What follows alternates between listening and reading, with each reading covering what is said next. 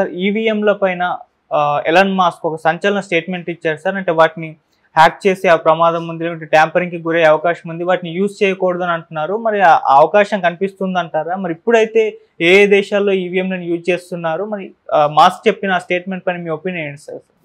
Elon మాస్క్ది ఇప్పుడు ఒక పెద్ద సంచలనం మన దేశంలోనే కాదు ప్రపంచవ్యాప్తంగా ఈ ట్వీట్ సంచలనమైంది. యాక్చువల్గా అమెరికాలో ఉన్న రాబర్ట్ ఎఫ్ కెనడీ జూనియర్ అంటారు, ఆయన ఒక ట్వీట్ చేశాడు. అదేంటంటే ప్యూర్టోరికో దేశంలో, లాటిన్ అమెరికన్ దేశము, వీళ్ళ దేశంలో ఈ ఎలక్ట్రానిక్ ఓటింగ్ మిషన్స్ అనేవి తప్పుగా ఉన్నాయని, దానివల్ల వందలాది ఓటింగ్ అక్రమాలు జరిగాయని అసోసియేటెడ్ ప్రెస్ చెప్పింది. సో అయితే కొంతవరకు కొన్ని కరెక్ట్ చేయగలిగారు, పేపర్ ట్రయల్ ఉన్నింది కాబట్టి కొన్ని కరెక్ట్ చేయగలిగారు, కొన్ని చేయలేకపోయారు. దీని మీద చర్చ జరగాలని రాబర్ట్ ఎఫ్ కెనడీ ఒక ట్వీట్ చేశాడు. దానికి ఈయన సమాధానంగా రీట్వీట్ చేస్తూ ఈయన యాడ్ చేశాడు. ఈయన ఏం చేశాడంటే వీటిని గురించి సీరియస్గా ఆలోచించాలి, ఈవీఎంస్ గురించి, ఎందుకంటే ఇవి మనిషి ద్వారా కానీ ఏ ఆర్టిఫిషియల్ ఇంటెలిజెన్స్ ద్వారా కానీ వీటిని ట్యాంపరింగ్ అయితే చేయొచ్చు, హ్యాక్ చేయొచ్చు అన్నాడు ఆయన. హ్యాక్ చేయొచ్చు, ఆ హ్యాక్ చేసే రిస్క్ స్మాల్ అయినప్పటికీ ఇది హై అని కూడా ఆయన చెప్పాడు. Though it is small still high అన్నాడు. సో అంటే అసలే చేయలేరు అనేది అబద్ధం, చేయగలరు, చేసేది కొద్దిగా పెద్ద స్థాయిలో చేయలేకపోయినా చేయగలగడం మాత్రం ఉంది, దానివల్ల హై రిస్క్ అయితే ఉంటుంది అనేది ఆయన చెప్పింది. ఇది నిజానికి దేశంలో ఎప్పటి నుంచో నాన్ బీజేపీ పార్టీలు ఎక్కువ మంది దీన్ని వ్యతిరేకిస్తున్నారు. 2019లో చంద్రబాబు కూడా చాలా తీవ్రంగా ఈవీఎంలను వ్యతిరేకించాడు. ఇప్పుడేమో చంద్రబాబు సైలెంట్గా ఉన్నాడు, ఇటు వైసీపీ వ్యతిరేకిస్తుంది. వైసీపీ ఆల్రెడీ దీని మీద చాలా మాట్లాడుతూ ఉంది. ఈవీఎంలని ట్యాంపర్ చేశాడు చంద్రబాబు అనేది వాళ్ళ ఆరోపణ. దానికి వీళ్ళు సమాధానంగా అంత ట్యాంపర్ చేసేట్టుకుంటే బీజేపీ ఎందుకు ఈ పొజిషన్లో ఉంటుంది, బ్రహ్మాండంగా గెలిచి ఉండేది కదా అని వీళ్ళు అంటున్నారు. ట్యాంపర్ అంటే బీజేపీ చేసింది కాబట్టి ఈ మాత్రం బీజేపీలో ఉంది, లేకపోతే చిత్తుగా ఓడిపోవాల్సింది బీజేపీ అనేది కాంగ్రెస్ మాట్లాడుతుంది. అంటే పెద్ద ఎత్తున చేయలేరు, కొంతవరకు చేయగలరు అనేది ఇప్పుడు చెబుతున్నారు. ఏదేమైనా ఈయన ఇప్పుడు ఎలాన్ మస్క్ దీని మీద రకరకాల విమర్శలు కావచ్చు, ఆయన్ని సపోర్ట్ చేయడం కావచ్చు, ఇవన్నీ జరుగుతున్నాయి. అట్లాగే ఉండవల్లి మొన్న మాట్లాడింది కూడా ఇంపార్టెంట్. అదేంటంటే కమ్యూనిస్టులు చెప్పారు నాకు, మొత్తం 60 లక్షల మంది ఈవీఎం మిషన్లు, 60 లక్షల ఈవీఎం మిషన్లు మనం ఇంపోర్ట్ చేసుకుంటే ఓన్లీ 40 లక్షలే వాడారు, మిగతా 20 లక్షలు ఏమయ్యాయి అనేది తెలీదు. నేను మన ఇన్ఫర్మేషన్ యాక్ట్ కింద, రైట్ టు ఇన్ఫర్మేషన్ యాక్ట్ కింద నేను ఎలక్షన్ కమిషన్లో అడిగితే ఆ 20 లక్షలు ఏమైనా మాకు సంబంధం లేదు, మాకు వచ్చింది ఇవే, మేము ఇవే వాడేమని వాళ్ళు చెప్తున్నారు. సో అవి ఏమైనాయి, ఆ 20 లక్షల ఈవీఎం మిషన్లు ఏమైనాయి? అవి కానీ ఇప్పుడు గవర్నమెంట్ చేతిలో, బీజేపీ చేతిలో ఉంటే వాటిలో ఓట్లు వేయించేసి మిగతా చోట్ల ఉన్న వాటిని తీసి పెట్టేయచ్చు కదా. అందుకని చాలా చోట్ల పోలైన ఓట్లకి కౌంటెడ్ ఓట్లకి మధ్య కూడా డిస్పారిటీ ఉంది, తేడాలు కనిపిస్తున్నాయి అనేది కూడా చాలా చోట్ల ఆరోపణలు వచ్చాయి. అట్లాగే వైసీపీ చెప్తున్నది ఏమంటే గ్రామాలు కంపల్సరీగా వైసీపీకి వేస్తారనుకున్న చోట్లంతా వైసీపీకి పడలేదు. అందుకనే ఓవరాల్గా 30%, 40% ఓట్లు వచ్చినా కూడా వైసీపీకి 11 వచ్చాయంటే ఇది ప్లాన్డ్గా ఎక్కడెక్కడ ఎన్నెన్ని ఓట్లు ఎలా చేయాలనేది ప్లాన్డ్గా చేశారు. ఎవరెవరికి మెజార్టీ రావాలా, ఇప్పుడు లోకేష్కి అంత మెజార్టీ అక్కడ రాదు, పవన్ కళ్యాణ్కి అంత మెజార్టీ అక్కడ రాదు. సో ఇవన్నీ చేశారనేది వాళ్ళ ఆరోపణ. లేదురా బాబు, మీ పట్ల ప్రజలు విసిగిపోయారు, స్వీప్ అయింది అనేది వీళ్ళు చెప్తున్నారు.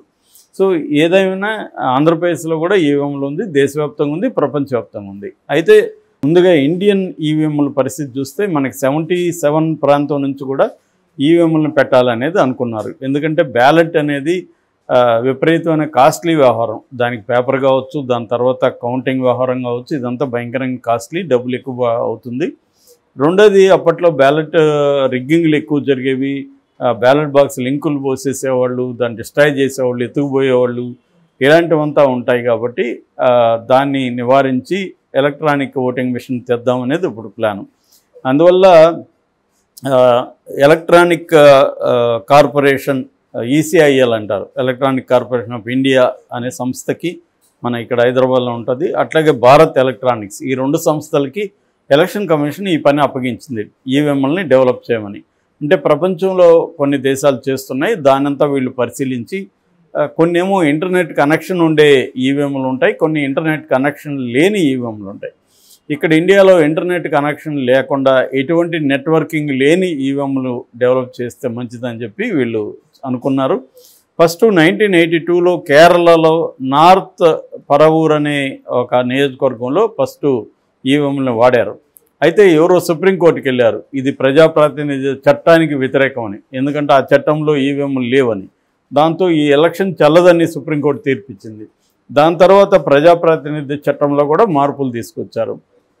అయితే దాని మీద కూడా బిగినింగ్లో వీవీప్యాట్లు లేవు, ఓన్లీ ఓటేస్తారు, ఆ ఓటు ఎవడికి పడిందా లేదా కూడా తెలియదు వేసేవాడికి. దాని మీద మళ్ళీ సుప్రీంకోర్టుకి వెళ్తే 2011లో వీవీప్యాట్ అంటే voter verified paper audit trial, VVPAT అంటే నువ్వు ఓటు వేసినప్పుడు 7 సెకండ్లు నీకు పేపర్లో కూడా కనిపిస్తుంది, ఆ పేపర్లో నీ ఓటు పడి ఉంటుంది. సో రేపు తీసుకునేటప్పుడు వీవీప్యాట్లో ఉండే ఆ పేపర్లని ఈ ఈవీఎంలో ఉండే దీన్ని కంపేర్ చేస్తారు ర్యాండమ్గా, అది అన్ని చోట్ల ఓవరాల్గా 2% కంపేర్ చేస్తారు. సో దీన్ని బట్టి ఈవీఎంలో ట్యాంపరింగ్కి సాధ్యం కాకుండా చేశామని వీళ్ళు చెప్పుకుంటున్నారు. కానీ స్టిల్ సాధ్యమే అనేది వీళ్ళు చెప్తున్నారు. అయితే ప్రపంచంలో తీసుకుంటే దాదాపు 32 దేశాల్లో ఇది ట్రై చేశారు. దాదాపు 120 మెజారిటీ దేశాల్లో లేదు, ఈవీఎంలు లేవు. అంటే ఫర్ ఎగ్జాంపుల్ అమెరికా లేదు, చైనా ఇంకా అక్కడ ఎలక్షన్లే లేవు కాబట్టి చైనా సంబంధం లేదు. ఈవీఎంలో 32 దేశాలు చేస్తే అందులో నేషన్ వైడ్ ఎలక్షన్లో ఓన్లీ 4 దేశాలు మాత్రమే ఈవీఎంలు వాడుతున్నారు, అవి కూడా చిన్న చిన్న దేశాలే. దాదాపు 3 దేశాలు డిస్కంటిన్యూ, జపాన్ వాడి వాళ్ళు జపాన్లో 2018 నుంచి మళ్ళీ ఆపేశారు. అట్లాగే బ్రెజిల్లో 96 నుంచి ఉంది. తర్వాత ఒక 11 దేశాలు కొన్ని చోట్ల మాత్రమే ఈవీఎంలు వాడుతున్నారు, దేశవ్యాప్తంగా వాడలేదు. ఇంకొక 11 దేశాలు పైలట్ ప్రాజెక్టులు పెట్టి ఇది బాగాలేదని వాళ్ళు ఆపేశారు. అట్లా ప్రపంచవ్యాప్తంగా ఇప్పుడు ఈవీఎంలు వాడే దేశాలు వచ్చి Australia, Belgium, Brazil, Estonia, France, Germany, Italy, Namibia, Nigeria, Netherlands, Peru, Switzerlands, UK, Venezuela, Pakistan, Philippines, ఈ దేశాలు మాత్రమే ఇప్పుడు వాడుతున్నాయి. అంటే చాలా తక్కువ దేశాలు. కొన్ని దేశాలు నేషనల్ వైడ్గా వాడే దేశాలు 4 ఉన్నాయి. ఈ దేశాలు ఇప్పుడు చదివిన దేశాలు అంతా కూడా నేషనల్ వైడ్గా వాడట్లేదు. బ్రెజిల్ లాంటివి మాత్రం నేషనల్ వైడ్గా వాడుతున్నాయి, అవి చిన్న దేశాలు. పెద్ద దేశాలు ఏవి కూడా ఈవీఎంలు వాడట్లేదు. సో ఇంత పెద్ద భారతదేశం లాంటి పెద్ద దేశానికి ఈవీఎంలు వాడడం కరెక్ట్ కాదనేది ఎక్కువ మంది అభిప్రాయపడుతున్నారు. అయితే రాజీవ్ చంద్రశేఖర్ గతంలో ఇన్ఫర్మేషన్ మినిస్టర్గా, ఐటీ మినిస్టర్గా ఉన్న ఆయన బీజేపీ నాయకుడు, ఆయన మాత్రం గట్టిగా ఎలన్ మస్క్ని వ్యతిరేకించి నేను ఛాలెంజ్ చేస్తాను, ఈవీఎంలు ఫుల్ ప్రూఫ్, వాటిని ఎవరు హ్యాక్ చేయలేరు, హ్యాక్ చేయాలంటే ఇంటర్నెట్ ఉండాలి, అవన్నీ మాట్లాడుతున్నారు. హ్యాక్ చేయాలంటే ఇంటర్నెట్ అవసరం లేదు, మ్యానిపులేట్ చేయొచ్చు ఈవీఎంలు అనేది ఎక్కువ మంది మాట్లాడుతున్నారు. సో ఈవీఎంలని మరి దీని మీద సుప్రీంకోర్టులో కూడా పిటిషన్లు వేశారు.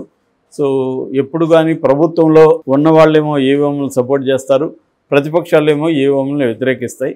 అయితే కూటమి అధికారంలోకి వస్తే ఈవీఎంలు తీసేస్తామని వాళ్ళు చెప్తున్నారు. కానీ బీజేపీ ఎందుకు మరి పట్టుబడుతుంది ఈవీఎంలకి? సో వాళ్ళు మ్యానిపులేట్ చేస్తున్నారు, చేయడం వల్లే ఈ స్థాయిలో ఉండగలిగారు అనేది అంటున్నారు. గతంలో 2019లో కూడా జగన్ ఈవీఎంలు మ్యానిపులేట్ చేశాడు కాబట్టి బీజేపీ అండతో ఈ 150 సీట్లు రావడానికి అదే కారణమని ప్రతి ఒక్కరూ మాట్లాడారు. ఇప్పుడు రివర్స్లో ప్రతి ఒక్కరు కూడా చంద్రబాబు ఈవీఎంలని మ్యానిపులేట్ చేయడం వల్లే ఇంత మెజార్టీ వచ్చింది అని మాట్లాడుతున్నారు. కొంతమంది ఎమ్మెల్యేలు ఓపెన్గానే కేతిరెడ్డి, వెంకటరామరెడ్డి లాంటి వాళ్ళు నేను ఓడిపోవడం ఏంటి, అతని ఊడికి కూడా తెలియదు, ఇక్కడ సత్యకుమార్ అతను గెలవడం ఏంటి బీజేపీ, సో నేను రోజు ఇదే పనిలో ఉన్నాను, ప్రజల దగ్గరకే ఉన్నాను, morning Dharmavaram, good morning Dharmavaram అట్లాంటిది ప్రోగ్రాం పెట్టుకొని రోజు నేను వెళ్తున్నాను, నేను ఓడిపోవడం ఏంటని అతను వాపోతున్నాడు, ఏడ్చాడు. ఇది క్లియర్గా ఈవీఎంల ట్యాంపరింగే, నాకు స్ట్రాంగ్ బెల్ట్ ఓట్లు వేసిన వాళ్ళు మా ఓటు